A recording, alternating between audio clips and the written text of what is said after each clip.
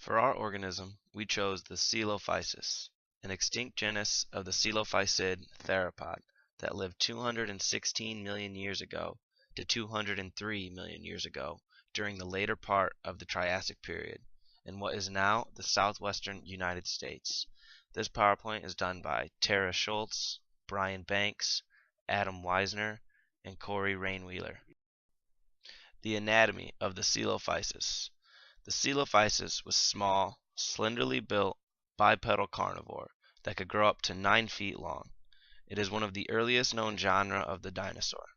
Through an analysis of the numerous preserved fossils found in a quarry in New Mexico, it is suggested that the Coelophysis were small, yet fast and agile predators, powered by strong hind limbs and aided by a long, slender tail. The long jaw was filled with dozens of serrated, blade-like teeth. The anatomy of the Coelophysis continued. With a long, slender tail, it acted as a counterbalance while the dinosaur ran. With a swivel joint at the base of the skull, it allowed the dinosaur to have a wide range when searching for prey. Also, helping when looking for prey, the Coelophysis had large eyes so they could hunt small animals with ease. The forelimbs were short and not used for running or walking, but could have been used to grasp, gather, or hold food that the dinosaur ate. Rear legs of the Coelophysis. The rear legs of the dinosaur were essential to hunting and its survival. It used these to both chase its prey and run from its predators. The legs were strong, which kept the Coelophysis agile. Its head was large, with a pointed snout and large eyes, as we have discussed earlier.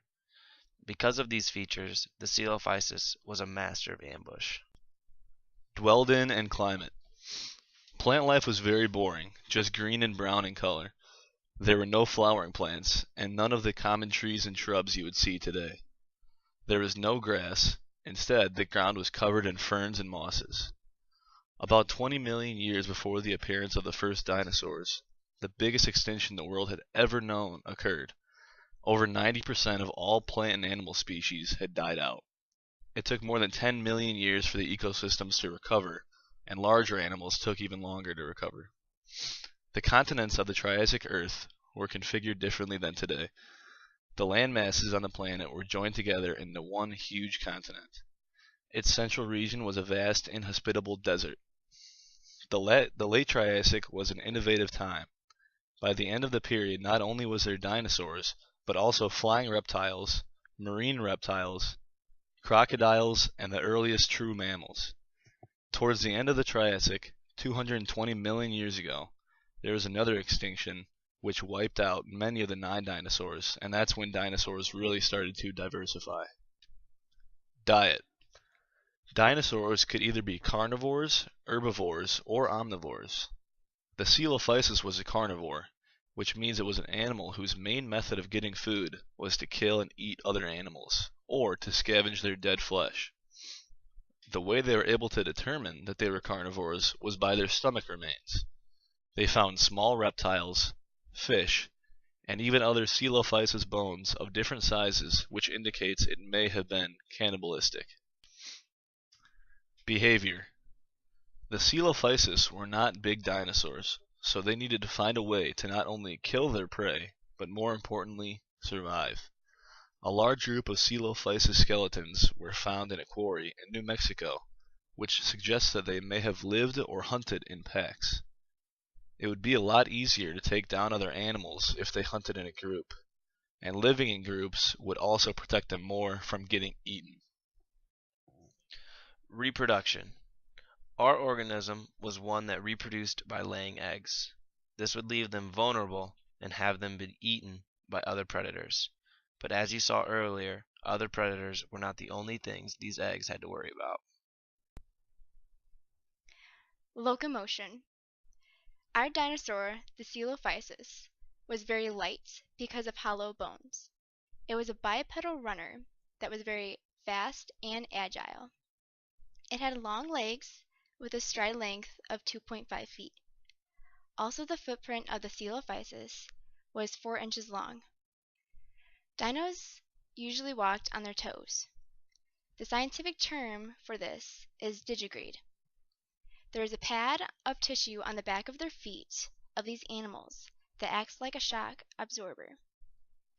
Bird-like dinosaurs may have used their short feathered arms to help speed up their running and perhaps glide from trees to the ground.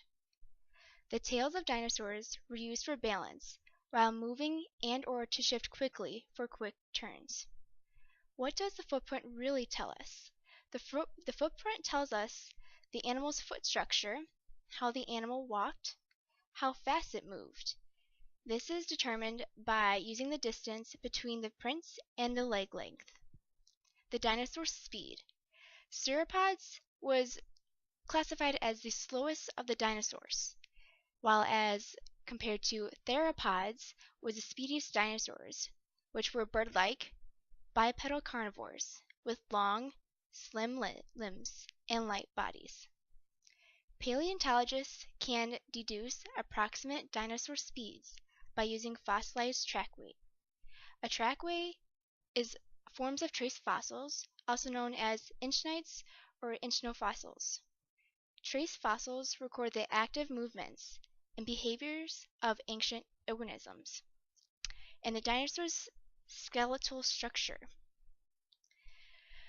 Fossilized trackways, which is a series of footprints, are found. They show whether or not a dinosaur is walking, trotting, running, or wading.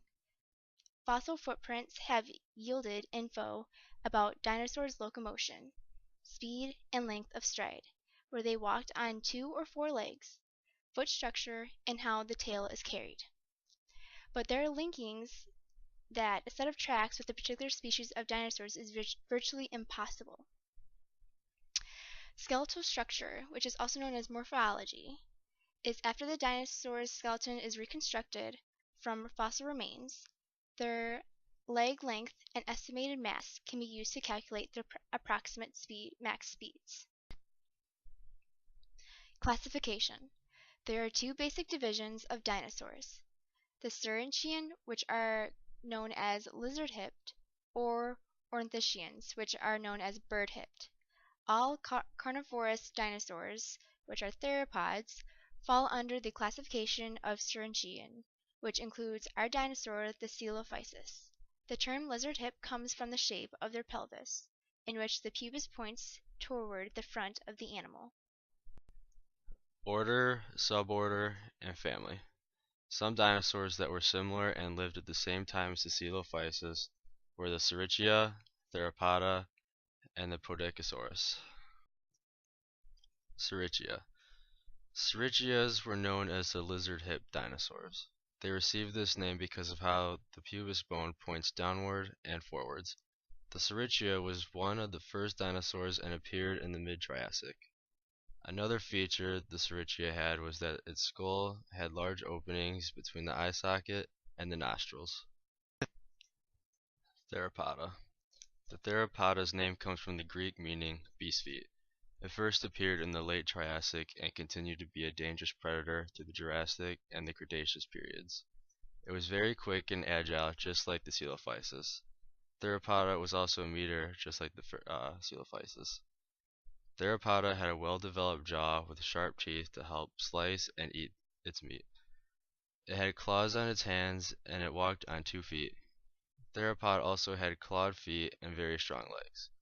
Its clawed feet were very similar to birds. Other features that made the Theropoda similar to birds were its wishbones and feathers.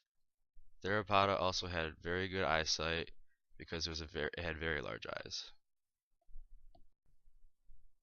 Podokesaurus. The Podokesaurus was also a carnivorous dinosaur. Its name means swift-footed lizard. Compared to the Coelophysis, the Podokesaurus was a lot smaller in length, height, and weight. It was 3 feet in length, 1 foot in height, and only 10 pounds on average. But thanks to its small stature, it was a quick runner and swift hunter. The Podokesaurus first appeared during the early Jurassic. Fun facts. The first fact is the early name used for some of the original bones of the Coelophysis was the Coelurus. The second fact was the Coelophysis fossil is the state fossil of New Mexico. The third fact was the Coelophysis was the first dinosaur with the wishbone. Relatives. Some relatives of the Coelophysis is the Podokesaurus, the Haltocosaurus, and Procompsognathus. The Haltocosaurus and Procompsognathus are from Germany. Also, another relative is the Centaurus, which is from Zimbabwe and Arizona. Enemies. An enemy of the Coelophysis was the Phytosaurs, which was 22 feet long, crocodile-like reptilian predator. Another enemy is the Postosuchus, which is an archosaur. It had straight legs beneath its body, suggesting a quick and efficient runner, getting the name running crocodile. We talk more about these two dinosaurs in the next two slides.